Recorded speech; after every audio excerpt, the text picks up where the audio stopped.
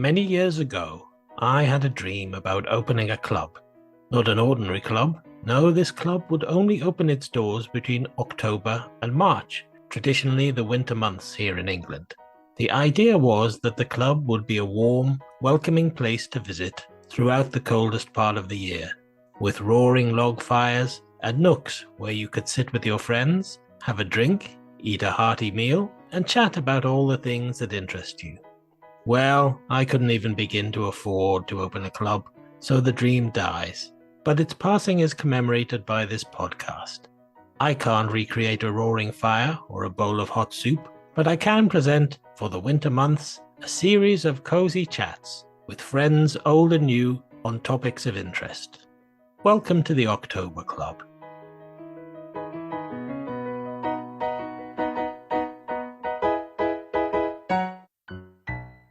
I've been working it out, and by my reckoning, I've known my guest tonight for 31 years. He's an actor, writer, and polymath who has written a number of books and short stories, and in recent years has found fame appearing in full-motion video games, a subject about which I know absolutely nothing.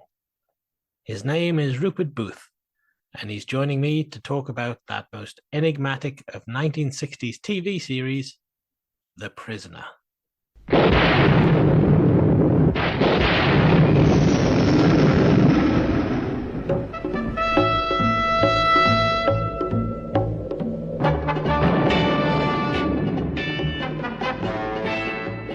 Hello, Rupert. Thanks for finding time.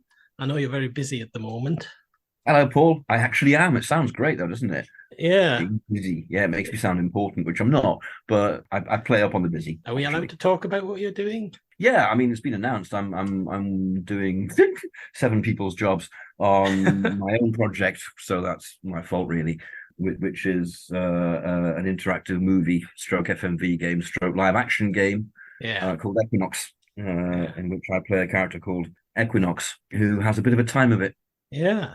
It's really odd telling you all this because I know perfectly well you've known all this for years and decades. Well, the thing is, it's kind of got a bit of a connection with The Prisoner, hasn't it? Because I happen to know that Equinox is from your Protoverse series that you've been developing for pretty much your entire life.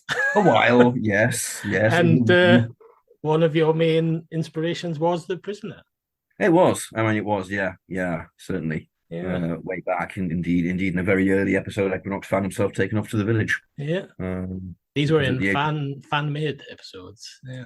Yes. Well, they weren't. Well, they weren't. Well, they weren't not fan-made because there was no fan. No, they were just amateurly made. Yeah. But there weren't any fans then, so. Yeah. So how did you get into The Prisoner then? How did you discover it? I can remember distinctly. I'm not sure I'd even heard of it. I knew very little. I mean, it would probably have come up in genre magazines like Doctor Who magazine, as in this actor also in The Prisoner. But then they'd mention all sorts of programs that I'd never be able to see. Mm-hmm. It's how it felt back in those days. And a friend of mine called Gavin Chilvers turned up one day in about 1989, 1990, saying, "I've just bought these tapes of this series and you're going to love it, so I'm bringing them round." Oh, all right. And he brought around the first Channel 5 VHS volume, which was Arrival in Trams of Big Ben, and put Arrival on. And I think he went home and left it with me, and I watched Trams of Big Ben, and I was captivated immediately. Yeah. That was my first experience. That's very similar to mine, really, because I think I was aware of it being on Channel 4. Right, I was going to say, I didn't see the Channel 4. But I didn't watch it because I was slightly intimidated by it, because it just seemed like this kind of thing that you needed to understand to be able to watch it. So you heard of it beforehand? You were aware of it? I was aware of it. Like I say, there were a lot of things that Channel 4 showed in the early days that I were aware were had been big in the day, like that, and Callan and things like that. And I didn't watch any of the only one I watched was the Avengers. I didn't watch. I watched the Avengers, certainly. Yeah, probably because of, like myself, because of the Doctor Who connections. Partially, but also I remember the Avengers. And my dad sort of when it was coming on Channel 4, he kind of went, right. Like Gav, actually, he said, "Okay, this is the proper stuff. You're gonna love this. You're gonna watch this." And I went, "All right, give it a go," and of course did. and immediately loved it. Yeah, I didn't watch the Prisoner then though, and but what happened was through the old pirate video network, Mm, my cousin and our mutual friend Neil mhm. used to get all kinds of stuff. He started off just getting Doctor Who, and then he just got Yeah. everything. Oh And then yes, and yes, yes. eventually it came around to getting copies of The Prisoner, and there Yeah. were ones that were taped off Channel Right. 4 because they Hmm. had the bumpers, The the break advert, bumpers. Yeah. yeah, Yeah. with the penny farthing, which I've never seen on. I don't know. Do any of the releases have them? Yes, the Blu-ray does. I mean, All not right. in the episodes, but as a separate Yeah, yeah. thing. But I remember distinctly it had them on it, Mhm. and I think I watched. If I remember rightly, I watched Arrival, and then the next one I watched was Fallout, Oh my God. because that Oh, was the that's even order. worse than me. That was the order Right. they arrived in. I just watched them in the order I got them in. So, Oh, because I thought my order was pretty bad, as in I did the first 4 or 5 Channel 5 volumes, which I think yeah, I was Checkmate, and then can't remember where I got them from, maybe Gavin. Um, but then or some or Graham, I don't know, maybe a friend had yeah, them. yeah. But I couldn't get the rest for a while. Oh, they Mm. were in the I think they were in the Wall's End Library All right, yeah, for rent, yeah. dead cheap rent, or all the local video shops, something like that. In the days when you had to go to a video shop and peruse shelves and pull things, like everything's on my hard drive. I've got more stuff on my hard drive I know nowadays. You never it's get in a video shop, and less of it's porn. Um, you couldn't have dreamt of it then, of I just promise. things being. No, no, it's incredible. Yeah, Um, and I was really into it by that point, incredibly frustrated. So that when I saw Fallout for sale in WH Smith's, it wasn't good value because it was only one episode on a tape. But yeah, I just had to know how it ended. So I yeah, spent one of my few tenors and got that and thought this will all make sense. Then this will make it clear to me. And then watched it and yeah, then sat there going, and watched it again yeah, to see if I'd missed anything and sat there going, right. I think my friend Fish came around yeah, and he said, "Oh, you got the final episode," because he'd been watching it with me. Well, because I inflicted it on him like I did everything. yeah. And I went, "Yeah," and put it on, and then he sat there going, "Right, what? I don't know. I don't know. Ask me a simple one, like what's surrealism?" Um, so Yeah, yeah, yeah. Channel 4 as well had that fantastic documentary, yes, which I think probably now, even now, stands as one of the best prisoner yeah, documentaries. I mean, yeah, I certainly think the so. only one with McGowan in it. Um, Well, and it's, I mean, because of the time it was made, also, I mean, it's very difficult to interview people from the prisoner now because most of them have passed on. yeah, So, getting interviews with Jack Champagne and things like that is great. That's gold dust. yeah. I mean, Um, they were lucky to. Have you seen that documentary film in In my My mind, Mind? They were I mean, lucky that's to the get an interview with it. documentary ever, as far as I'm concerned. I think that's Yeah, magnificent. Even though it's not so much about the prisoner, it's about McGowan. yeah, It's fascinating, isn't it? yeah, I wish I'd seen that before I wrote the book. yeah, Because that's a real insight into him. yeah, When he's wandering around, kind of, yeah. and behind the camera, they're kind of going, "We're scared," and all words to that effect. And you go, "You're scared? I'm the one who's scared." And you kind of think, "Yeah, you mean that, don't you?" I think he was genuinely, kind of scared. Yeah. Which was very humanizing to this sort of monolithic figure. I should mention that as well. You wrote a biography of Patrick McGowan. Yeah, I wasn't planning Is to it pick the it. only one? No, no, no. There was I think there's not been another one since. There was one beforehand that was so massively successful it got pulped. Oh Um, dear. so yeah, I think it's been a French.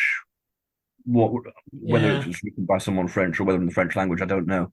yeah, Um, but yeah, yeah. So I must have been hard work because with writing it. him, well, finding out about him because he's so Well, famously secretive. funnily enough, no, because I'd kind of spent the previous 30 odd years researching it and Mm, researching him just out of yeah, interest. I became fascinated by him after seeing the series and joined Six of One, which was, the only way you could, there were very few books around. And so yeah, this was the only way you could read interviews with people who worked on it and in-depth articles and all that sort of thing. There was some in Time Screen. yeah, Um, but yeah, and that really set me, and he just fascinated me. He fascinated me. yeah, Why you made this series? It's his series. I've said before I think it's kind of, in a way, his autobiography. Yeah. Yeah. Whether intentionally or not, I couldn't tell you. Yeah. But there are certainly elements of it that are certainly about his politics and his views on society. Of course it is. That's very obvious. So that gives you an insight into the man. He thinks like this. He made The Prisoner. Yeah. And that really interested me. And he was one of the very earliest sort of figures, as you grow. I mean, I was in my late teens by this point, and I've kind of 2/3 formed my ideas about the world and society and what I thought about things. And I don't think I was saying recently that I don't think The Prisoner put anything into my head as such, but it very much crystallized what's already there and explained it, and expressed it rather than explained. And I do remember getting very much this feeling with McGowan, with number 6, of kind of going, oh yeah, you're saying that's right. That's what I think as well. Oh my God, there's someone else out there who thinks like this. I mean, he's a fascinating man. I mean, one of the few actors at his level that didn't ever really sell out. No, he kind of stepped away rather than selling out. Didn't play Bond. You could say to an extent, people like Ian Hendry and Roger Moore, who were of the same level on television, sold out either successfully or unsuccessfully in the case of Ian Hendry. But he didn't. He made a couple of films, but he never courted that, did he? Yeah, I think he made his money. I mean, he made very good money on Danger Man. Yeah. He was the highest paid actor in England, reportedly, on television anyway, for that, and it was several seasons. So, I wouldn't be surprised if he had one of those deals where, as lead actor, you get, a bit chipped in, and of course, it sold all over the worworld. Yeah. So I think he did very nicely out of that, and would have continued to do much like William Shatner with Star Trek. I mean, he still, he when it went into syndication in the 70s, suddenly he was quids in, because as leading actor, he was on a deal. He was on a percentage deal as well as being paid. So he didn't, have to do the work. And also, I think I get the feeling he didn't like the industry much and the stuff that goes. I think he loved doing the work. I think he absolutely adored acting and being an actor and writing and directing and the rest of it. But appearing on red carpets and being feted and being turned into something that you aren't, being put on the pedestal, I think was absolutely anathema to him. And so I again in conversations with, I'll just name drop, with Ian Rakoff, because it is relevant, because of course he's the last living writer of The Prisoner. So we've had some fascinating conversations about it, because I researched the hell out of The Prisoner and McGowan and know more in that way, but he was actually there, and worked with the guy and worked in the edit suites and so on. And so we come at it from very different and fascinating perspectives, and we've spent years whenever we get together, we always end up going back to talking about The Prisoner and McGowan and continuing the conversation. I had a point at the beginning of that. About him not liking the industry, I think. Yeah, I put it to him. I put it to Ian about the fact that The Prisoner is perhaps, in a way, a critique of fame. Yeah. Because your name suddenly doesn't have any meaning anymore. If everyone in the street says Patrick McGowan, it doesn't mean the same as if his friend says it or his wife says it. It becomes somehow meaning. It becomes a brand. It's another interesting connection there, of course, to brand. And so and there's the whole number thing. The village is full of gaiety, full of color, light, fun, music, like the industry is, but you are a prisoner of it. You become shaped, you become made into this thing that they want, which isn't actually you. And so symbolically, I think The Prisoner is a refutation. I think it might be about fame, partially anyway. Yeah. Knowingly or not. It's interesting. I've just finished reading Peter Falk's autobiography, and he does a chapter in that about Patrick McGowan in Columbo. Yeah. And you very much get the impression from that the reason McGowan kept going back to it, and what did he do?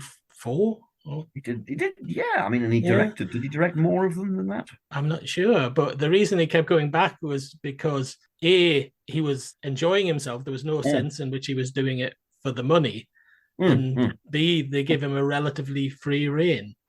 Yeah, because as Peter Falk was given a free rein. They're very similar actors, really.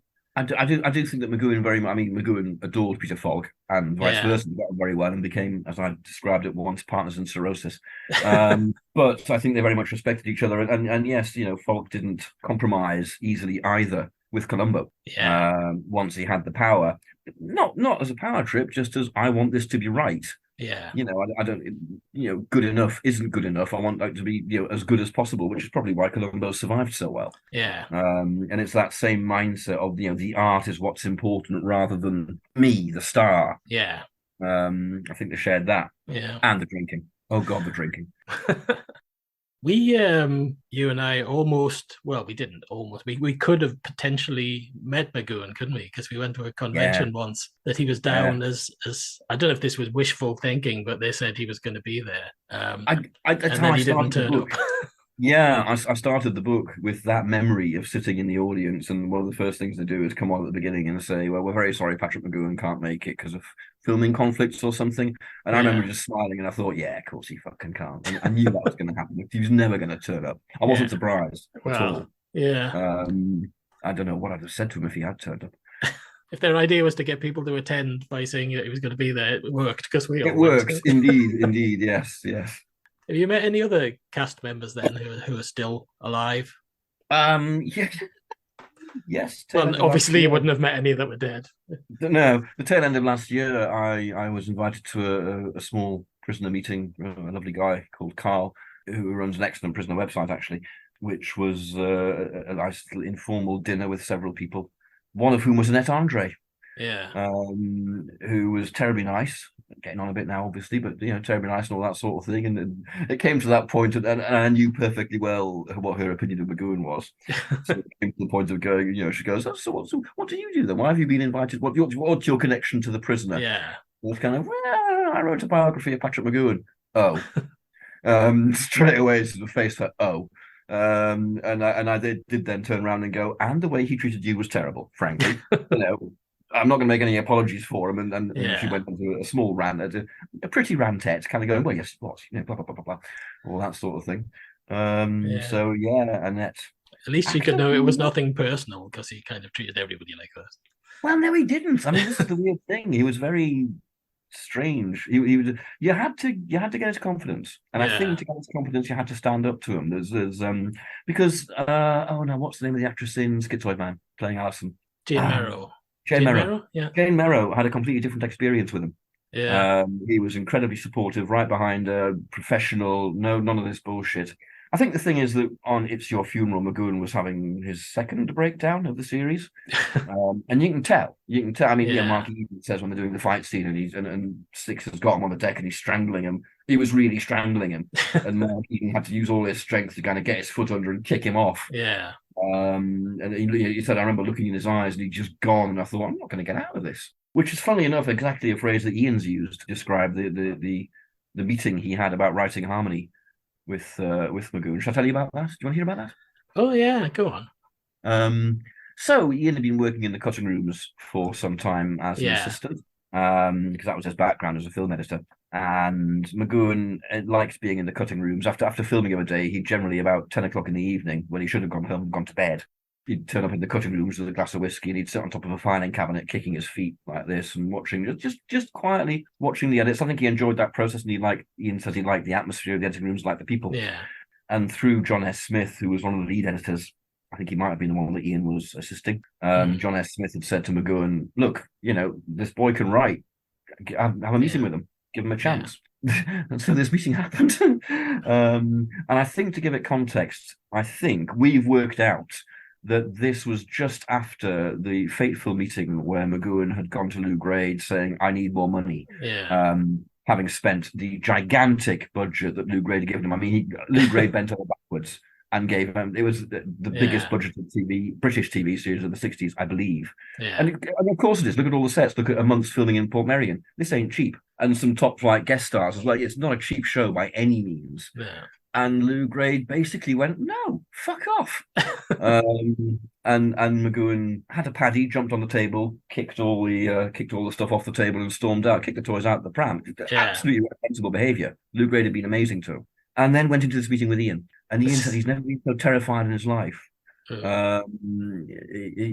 found it incomprehensible. It seemed to go on for 2 hours. He said that McGowan strode into the room and seemed to dominate us, and indicated that Ian should sit in this chair, which he did. he's really low down. So he's kind of squatted half on the floor, and McGowan's behind his desk and sort of storming and bellowing and picking up a bottle of Malvern mineral water and saying, "You should be writing about this, Ian. You should write about this." And Ian's thinking, "I don't understand. How do I get out of here? I'm not going to do this." And at the end of this trial by combat, McGowan says, "Well, all right, write me a script." Yeah. But it's kind of, why on earth would you do that? But you had to challenge McGowan. You had to stand up to him. Adrian Corrie did on Danger Man. She'd just been in the papers. This is 1961-ish. Yeah. 62 maybe. For having a child out of wedlock, which then was a big scandal. Yeah. That sort of thing. And McGowan was very Catholic. Yeah. And he didn't approve of this at all. And she was cast on an episode of Danger Man. And it got back to her that McGowan didn't approve of this. Yeah. So one day she walked out of her dressing room, just got makeup on, or walked out of makeup rather. Yeah. And sees McGowan at the end of the corridor, who I think had also left makeup or dressing or whatever, and shouted, "Hey, McGowan, I hear you don't approve of me. Fuck you." And after that, McGowan completely changed his attitude towards her. A daughter, was supportive to her. You'd never heard anything more about it again. Was rock solid with her because she'd stood up to him and said, "Oh, fuck you." And he seemed to need that. That variations on that story are repeated again and again and again in his working relationships. Yeah. He'd test you, and if you crumbled, forget it. But if you turn around and went, "Hey, you fucking what?" then he's going to respect you. Yeah. It's a very kind of old-fashioned masculine sort of way, I suppose. Yeah. Which kind of goes against what else one knows about him. But there you go, complex man. I suppose if he was an actor today, there'd be all kinds of things in the newspapers saying he was kind of a workplace bully and that sort of thing. It wouldn't be acceptable today, but There's many times, and I said so in the book many times. This behavior is inexcusable. It's unprofessional. Yeah, is what it is. Being like that on set to people is unprofessional. But there you go. I suppose it's like with all kind of geniuses, for want of a better word, you've got to give them a bit of leeway. If you're Stanley Kubrick or somebody, you've got to tolerate a bit of terrible behavior to be able to get the finished product. Indeed. To be a genius. But it's I don't know why he had this challenge thing. I don't know why. Yeah. Maybe that was how he was brought up. There's very little known about his parents. Yeah. They were nice, loving people, apparently, but from the previous century. Well, actually, the previous century. I keep forgetting we're in the 21st century. Was he in the war? No, too young. Was he too young? So it can't be wartime experiences then. No. It wasn't that. No, he was born in 1926, wasn't he? Was he too young to be caught up with the Second World War? Oh, he wasn't caught up anyway. He was also ill quite a lot. Yeah. He had, I think, bronchitis because they had his parents were farmers, and I think he got sort of a version of psittacosis. Just all sort of got into his lungs, and he was bedbound for months and months and months. And that's where he started acting. All he had was the radio. He was too weak to move much, so he listened to the radio, and apparently he started just repeating the lines and impersonating the voices. Yeah. Keep himself amused. And that's what started him acting. He never had any formal training in that way. Yeah. Don't knock yourself out. Give me the rest. Young man. We've talked a lot about you writing the biography. You also wrote a novel with John Blum. Oh, yes. The Prisoner's Dilemma. Yeah. How did that come about? Oh, that was I was at a convention in the States. You were there as well, actually. Oh, yes, I was. I think one of the Gallifrey conventions, and Kate and John were there. Kate and John Blum were there. Yes, yeah, yeah. And I remember John saying, "I'm going to go off to lunch with the publisher," or "We're going off to lunch with the publisher." And I went, "Oh, cool, right, see you, bye." I'm going to the bar where I'd been all morning probably. And when they came back, I remember John came up to me with a massive grin and said, "Would you like to co-write a prisoner book with me?" And I thought an eighth of a second and went, yeah. And that was that. And it really was as simple as that. I mean, the commissioning was as simple as that. The writing of it was not. Well, you were lucky though. At least yours and John's got published. I mean, was there only one? Did the Andrew Cartmel one get published? There was a second one that got published by Andrew Cartmel. Yeah. But I remember seeing at the time, because I was with you at Port Merion when Matteo, the publisher, was there, and I remember seeing a list of the people, the ones that were going to be written, and I think that was the only one that got done. I remember seeing Robert Sheckley's name on the list, which I was very impressed by. But by the time Right. by the time I got a fair distance into the publishing, he was dead. So I don't know if he ever Tricky to actually write a wrote prison book anything. at that point, yeah, or any kind Yeah, of book. Yeah. So that was a fun experience. yeah. That, It's a that shame was that he great. couldn't have got further with the series of books, because it would have been interesting, to have seen more of the. I can't remember who the other writers were. The only one that sticks in my mind is Robert Sheckley, because I'd heard of him. No, I can't. I'm Um, sure I would be involved in discussions, but I can't recall a thing. It's a long time ago now. for a series that's quite big, it's had relatively small amount of books, really, hasn't it? There was the three Well, it's not. It's in the late not big. 60s and 70s. Yeah. It's not big. I mean, it's not remotely big in the way that something like Doctor Who is. Obviously, Star Trek is a bit Yeah, out I there, suppose. or even things like the Avengers. It is. It has a small but very dedicated fandom, and it has an awful lot of people who work in the industry who really rate it. So it comes up in Yeah. conversation. When a lot of directors and a lot of writers and actors will mention The Prisoner. Yeah. I mean, Christopher Eccleston randomly in an interview a while ago said he was really, one of his heroes that made him want to act was Patrick McGowan. Oh, wow. And I thought, oh, blimey, that's news to me. So I think it kind of gets more mentioned in the media than its fandom. I'm not constructing that sentence well. It's got a small fandom, Yeah. basically, but there are a vocal fandom, and there are many well-connected, well-known people in the industry who really rate it. Yeah. What do you think of the three novels from back in the day? I think I've only read one. Like the Thomas Dish one, the first one. I'm not sure. I'm not sure which one it was. I do remember it. I had a guy in the village. A lot of the message of it seemed to be that cannabis is really nice, in that really kind of 60s sort of way. Yeah. I Yeah. remember there was a guy who was just sitting around and going, "I don't know why they don't legalize this. I mean, this just gives the man peace and so on." And I thought, right, yeah, writer coming out here at all? Yeah. Um, I've read them. They're the one by Thomas Dish, who was an established science fiction author, is really good, but it's right. not. It's kind of not The Prisoner. Yeah. In the same way that Michael Moorcock Doctor Who novel was a great Michael Moorcock novel, but not a very Not good really Doctor Who novel. Yeah. It's kind of like that. It's a good Thomas Dish novel, but not a great Prisoner novel. I've said to Ian in the past that because we've talked about what would you do if you were in charge of bringing the series back, or what would we do if we were in charge? And I always kept coming back to the fact that I think The Prisoner is really difficult to make without a Patrick McGowan. Yeah, and there aren't left.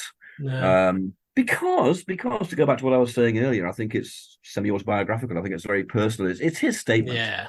Of course, George Markstein had a huge influence, did an awful lot of writing and things like that. David Tomblin as well. Yeah. But it's McGowan's piece, undoubtedly.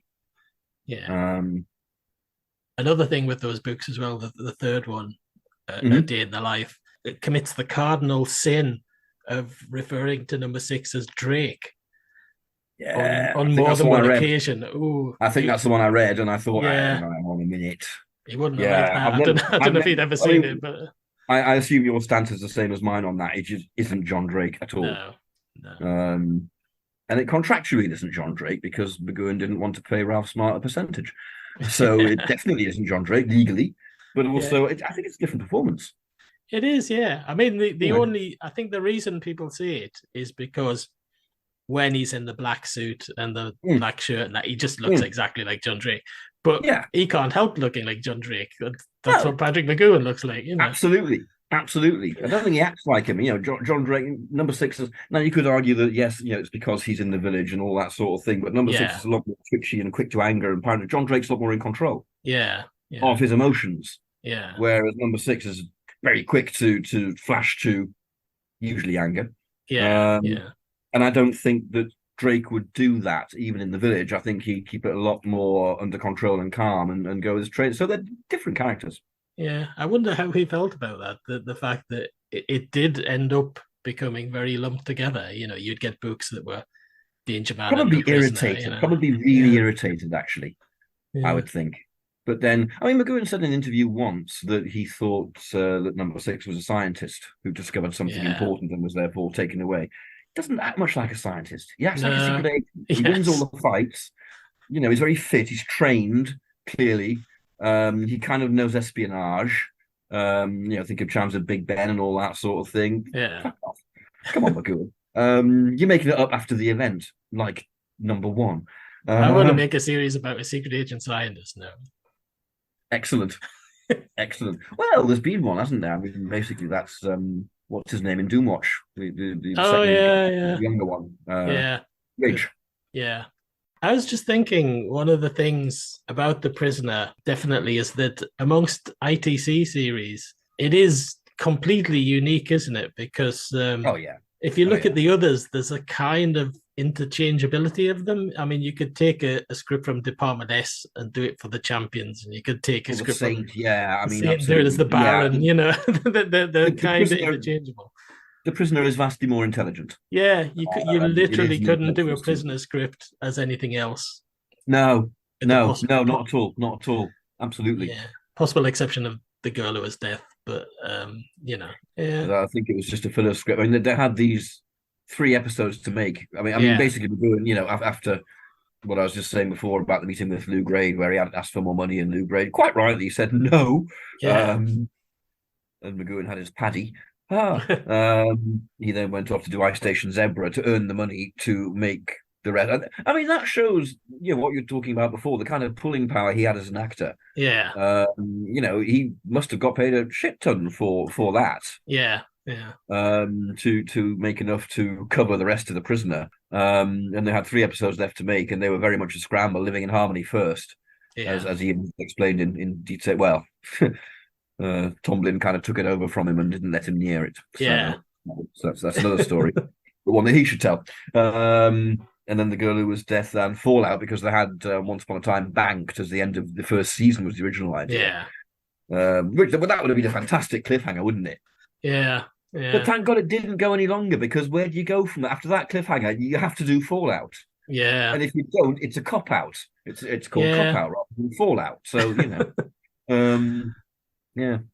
It should. I think, even sort of Living in Harmony shows the pull that he had, because, any other producer sort of going, to Lou Grade or something, going, all right, this week we're going to do a Western in our spy series. He'd be like, what? Well. Oh, I don't know. Star Trek managed it. I suppose. It was said for a while, I think originating from McGowan, that he wanted to do a Western. Yeah. Ian refutes this because Ian is a lifelong fan of comic books. Yeah. And he said it was Gene Autry. I nicked Gene Autry. That's where it comes from. Yeah. Forget McGowan saying this. So that's from it was south. Yeah. So it wasn't actually McGowan's idea, according to Ian. Yeah. Right. Well, yeah. So there you go. I do like Living in Harmony. It's, my favorite episodes. Watch. You must come down and meet him and watch it. He loves people watching Living in Harmony with him. Yeah, I mean, the whole stuff, all the stuff at the end with the cardboard cutouts is just amazing. It is. It's lovely. The first time you see that, it's like, what? Yeah. You really get the sense of disorientation that number 6 has. Yeah. It's very immersive. It's kind of, what's going on? What? Yeah. I think that's something The Prisoner is very good at, actually. You end up as confused as the main character. Yeah. At the right times. Yeah. Sometimes the wrong times, maybe. But there are a few episodes where they're brilliant to watch over and over, but you never get quite the same impact that you do the first time. Oh, like Chimes of Big Ben. Yeah. You'll never quite get that impact of him once slowly dawning on him that he's still in the village. You'll never get that again after you've watched it the first time. So I remember the first time I watched Many Happy Returns. Yeah. At the end, where the pilot turns around and goes, "Be seeing you," I actually jumped off my chair and went, "Oh, you bastards!" loudly at the telly. That was just a massive kind of smack in the face. No. Yeah. Because as well at the time I didn't know how long a series it was. I was just doing whatever videos I could get. So maybe this was leading to, for all I knew, maybe the second half of it was we found the village and now I'm going back and avenging myself. But no. Yeah. And that's it is really gripping in that way. Yeah, I suppose like a lot of stuff of that time, they didn't expect it to be watched more than once. It was just made to be watched once, and that was it. Absolutely. They weren't expecting people nearly 50 years, well, over 50 years later, to be examining it. No. I don't think even McGowan, who was quite prescient in many ways, expected the whole home video revolution and that everything would be so easily available. Yeah. Do you think it's been overanalyzed? Do you think? Yes. Oh, yeah. fuck yeah. God, yeah. There are 17 episodes. Yeah. Yeah. 17. There's only so much you can talk. Don't get me wrong. A lot of the analysis, I think, certainly when I was reading 6 of 1 magazines, but this is the early 90s, Yeah. was fascinating and hadn't been said, or I certainly hadn't read it. But at the end of the day, I read articles about it now, and sometimes you're just thinking, oh, you're just really reaching for something new to say about an episode, aren't you? Because there's, it's finite. It's very finite. Yeah. I do think there's an element now that people kind of will read things into it that weren't even considerations in the 60s. Oh, absolutely. Absolutely. Yeah. I mean, McGowan said so. McGowan said, look, I've read loads of fan theories about it, and that's great. That's what I wanted. They aren't right. But then he went back on it and said, well, who am I to say? It's for you now. I've done my, I know what I intended by it. Well, yeah, he's making people think, isn't he? He's making that's it. He's he's prodding, he's poking you and going, come on, but don't be an educated cabbage. Have a try and think beyond. Yeah, absolutely. And that's one of the things I absolutely adore about it. I think to go back to what you said at the beginning about the fact that he didn't sell out ever. Yeah. Not just that, he also put himself on the line and made himself unpopular by doing something like Fallout. Because he wanted to provoke the quote, I think, in 6 into 1 in that documentary. He says, I was delighted by the reception. I want people to stand up and get angry and say, you can't do that to me. Otherwise, you get the kind of mob that Hitler had, and we don't want that again, do we? Yeah. It's exactly what we've got now. Yeah. As far as I'm concerned. You really couldn't, when you look back on it, you really couldn't have any other ending than the whole world is the village. He's still in the village, Absolutely. You couldn't have gone back to it just being he's still in the actual village. No. But that ending of the whole world is the village is perfect, really, isn't it? It is. And I mean, it's what's stated by number 2 in terms of Big Ben. Yeah. The whole earth has the village. That's my dream. And it's come true. Obviously, I really think it's come true. The whole world is the village. We're all being surveilled all the time in ways that we couldn't possibly have dreamed with social media.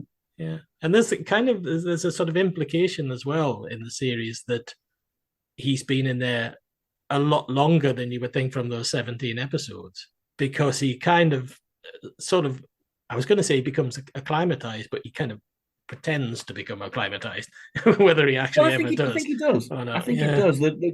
This, again, a conversation I've had with Ian is which is the right order to watch them in. Yeah. Because say you take A, B, and C in the general, for example. Now there, A, B, and C is episode 3 in the ITV run, which is what Channel 5 put out. And the general's way down, 10, 11, 12, whatever it is. Yeah. If you do it the other way around, it makes a lot more sense, because in the general, Colin Gordon's number 2 is very much in control, all the way through. He's supercilious. He's not freaked out by number 6. In A, B, and C, he's a nervous wreck. Well, that's because the general's been destroyed. That's because he's lost. And he's got one more chance, and it's given him an ulcer, So doing simple things like that. And so to take that further, in Dance of the Dead, he's number 6 just is destroyed. He has no chance in Dance of the Dead, not a chance. He says early on, I'm new here. I've got that as episode 2 or 3, maybe even episode 2. You can understand why they wouldn't put that out as episode 2, but then also it wasn't finished is why. Right. Later on, you get Hammer into Anvil, where he absolutely plays the village system and destroys number 2. He's acclimatized, as you say, So I think it's more rewarding if you find an order that takes the narrative of that character of number 6's relationship to the village forward. Yeah. I don't think James of Big Ben should be second. No, it shouldn't by no means. Because he's very kind of getting up and having his breakfast and stuff. He's kind of very acclimatized at the beginning of that. Absolutely. Where really at that point he should still be railing and just smashing the place up when he gets up and confused and just absolutely like he is in the earliest ones filmed, the big shooting block that they had at Port Mary and Arrival, Free for All, Dance of the Dead, Checkmate. They've got him. They've really got him in all of those ones. He's never going to win from the start. Yeah. But later on, he gets better at it. So what is actually your favorite episode? Fallout. Fallout. Yeah. Yeah. Ian doesn't like it when I say that, but it's true. So, he's not a fan of Fallout. He doesn't think it's all Right. that great, but that's mostly because he doesn't like Kenneth Griffith. But I think it's magnificent. I just think it wasn't a letdown Yeah. for me. It still isn't a letdown, and there's such joy in it. There's such surrealism in it. There's Yeah. the only payoff you could possibly have for number one. Yeah. And that scene doesn't disappoint me to this day. Yeah, it's the Prisoner distilled, really. Arrival and Fallout. I love Arrival as well. That's a tremendous bit of television. Yeah. One of the best opening episodes of a series ever, I think. I do What have about a yours? fun. So, I don't. It's hard to say a favorite. I really do. I mean, you can tell Ian. I really do like Living in Harmony. It is certainly, if not my favorite, then one of my favorites. Right. I like Hammer into Anvil. Oh yeah, that's great. Yeah. Yeah. I mean, Fallout. I mean, I don't mean to dismiss what you're saying, but it seems almost a cliche to say Fallout, doesn't it? Because it's so exceptional. Yes, but it's true. Yeah, and said that when I say Fallout, I kind of mean Once Upon a Time and Fallout because they yeah, are one episode, really, yeah. and they're so beautifully different. And Once Upon a Time's incredible as well. Yeah, yeah. So I I have a real thing for the kind of later ones, the last few, which kind right. of I don't know. It You just even do not forsake me. Well, no, not do not forsake Yeah. me. But it's just that it gets kind of it gets that bit more surreal. And I kind of like it when series do that thing that they kind of start off quite steady and then just become more and more mad as they get towards the end. Yeah, you get that in series like Gangsters and yeah. Even something I'm hoping to discuss in another one of these programs, The Monkeys. It starts off very much like they're a pop idol sitcom. Yeah, a pop idol sitcom, and then by the end it's just mental because by the end obviously they're off their tits. Yeah, yeah, absolutely. But I prefer those later ones because they're just mad. I don't see that as much nowadays. I don't see that happening as much. I think it takes bravery to do that. And I wish it did. If I ever had a series, you can believe, it would start. Well, it wouldn't probably start very sensible, but it would end completely off its face. Yeah, I mean, I think if you were doing it now, you'd have to keep it quiet. You'd have to kind of know in your head you were going to take it somewhere else, but not actually tell the producers because they'd kind of go, no, we don't want. Well, that. I mean, I'm really unsure. I mean, McGowan said in interviews after the fact that he knew exactly how it was going to end. I don't believe it. Yeah, I don't believe it. Because of the circumstances, because of the way it was truncated. And I mean, 17 is a really odd number. That's because the money ran out. Well, not the money ran out; they spent it all. And New Grade said no, and so it had to finish the way it was finished. I'm pretty sure. I suspect that he knew the identity of number one from fairly early on. Yeah. But I mean, he wrote Fallout in apparently a 36 hours session, locked in his office with drink and possibly something to smoke, according to some accounts, which would make sense looking at it. Yeah. I don't. But to write that in 36 hours, I mean, fair play. Yeah, but it's as we were saying just now. How else could you end it? Absolutely. How could you? I defy anybody to come up with a kind of a better ending than that for it. Absolutely. I've thought about it over the years. I haven't come up with one. I wouldn't want to. I mean, Fallout is perfect for me. Fallout, Once Upon a Time, Fallout. That's how you end The Prisoner. And The Prisoner is made by Patrick McGowan. Did you ever watch the remake? I started. What did you think of it? Well, I hated the fact that they had what was clearly meant to be a stand-in for McGowan in it at the very beginning, going, I escaped, I got away as an old man and died.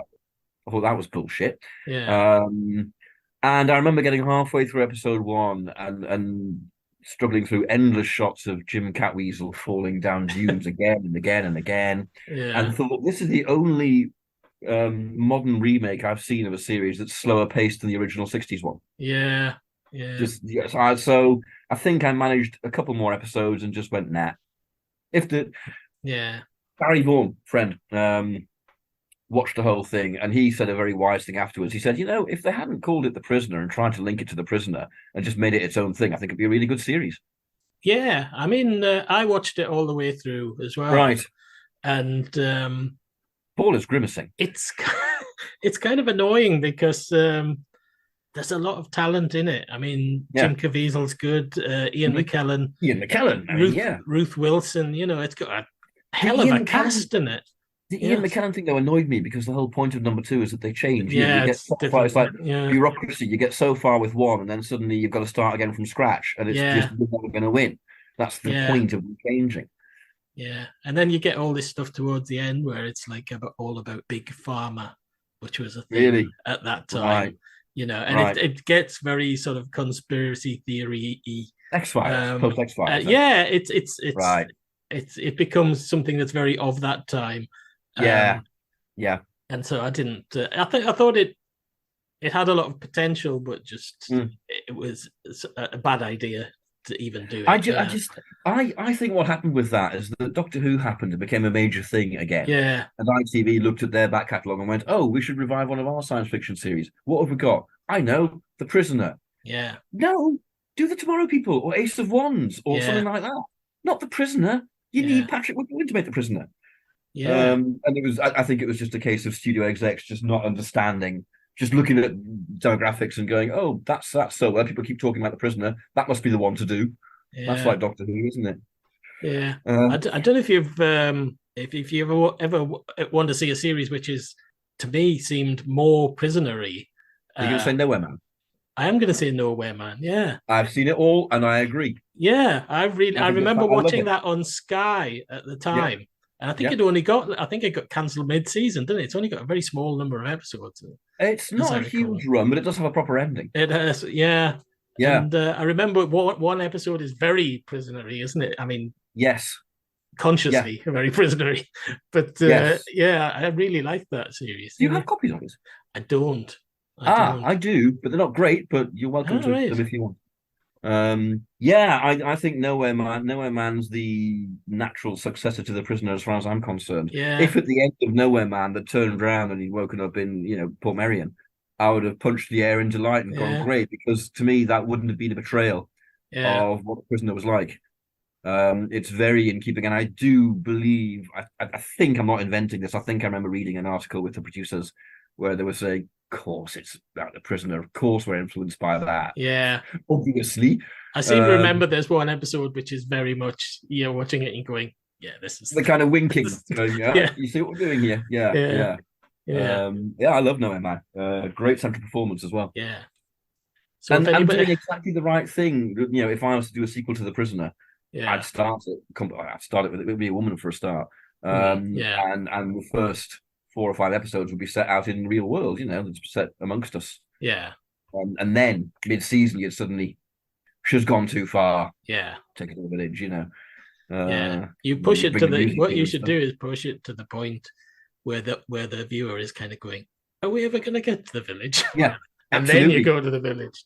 Absolutely. Push it slightly beyond that point. A little bit too far, precisely. Yeah. Yes. Where they're starting to lose tolerance. Yeah. And then you go to the village. And then hit them in the village, yeah. Yeah.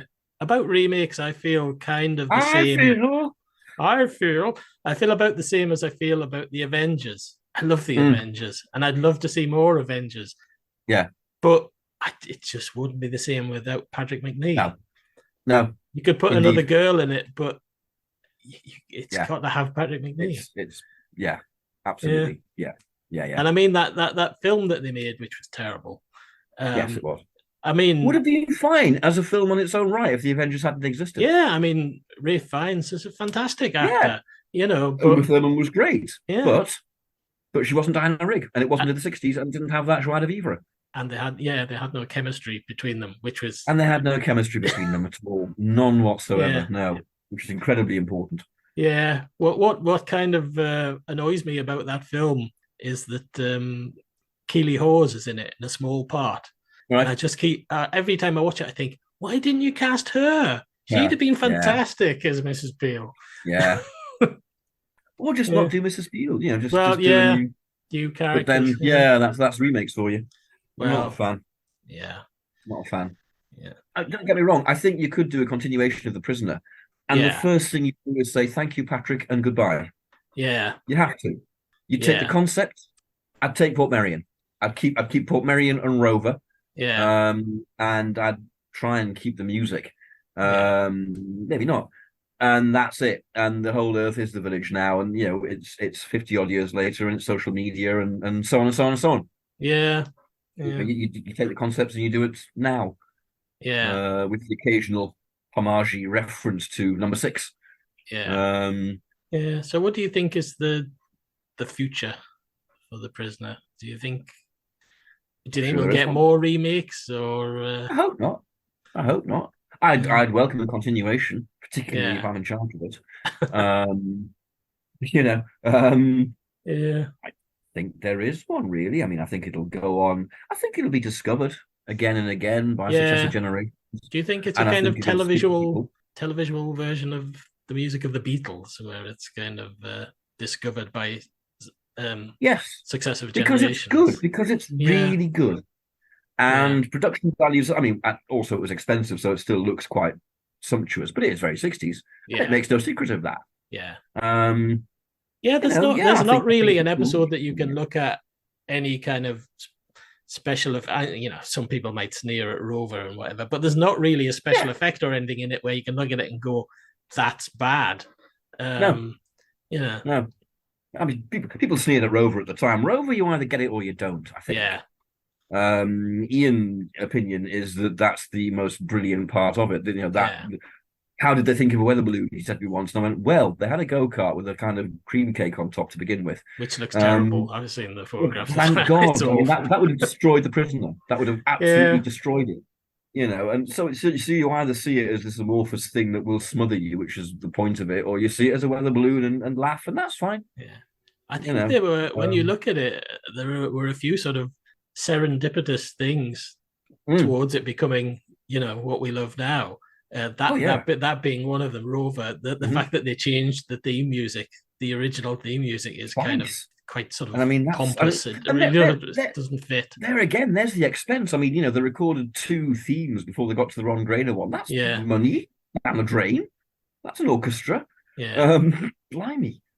That really shows how much McGowan cared. No, I'm sorry, we're writing that enormous expenditure off, yeah, and we're going again because it isn't right. yeah. Yeah, that's another thing that's aspect in which is unique is the theme music because it's really not like any other TV theme music at No. all. It's Do you know that apparently McGowan stormed into the studio when they were recording and sort of said to Ron Grainer, "No, do it again, but you'll have to do it faster and more intense, basically." yes, Which is extraordinary. Ron Grainer, come on, Ron Grainer. That's a bit of brass neck. Well, again, it shows how much McGowan cared. yeah, and it is brilliant, and it instantly says It is great. The Prisoner. Yeah, like nothing else. That's the thing. It's what we've been seeing all along. It is a series which is like nothing else. It's just it's absolutely unique. Which it is the work of an auteur. Yeah, I'd say. Yeah. He had his fingers in everything, like Stanley Kubrick. He was involved in the design side of it. He was involved in just everything, the editing. Yeah. Obviously wrote and directed several episodes. It's his show, and he really cared and put himself on the line and had 3 nervous breakdowns, and that's how you get something that lasts, maybe. Well, I think there's only one reasonable way to end a discussion on The Prisoner, isn't there? Yes, there is. There's only one thing to say, and I think you should say it in the voice of Patrick McGowan because I know you do that really well. God, that's very kind of you. Very good charity, Paul. Well, in that case, thanks for having me, and be seeing you. That was The Prisoner. I'd like to thank Rupert Booth again for joining me this evening. His books, The Prisoner's Dilemma and Not a Number, Patrick McGowan A Life, are available on Amazon. And if you want to follow him on Twitter, he's at Rupert Booth. Join me again in a month's time when I'll be speaking to Nicole Antoinette Choice about the Monkees.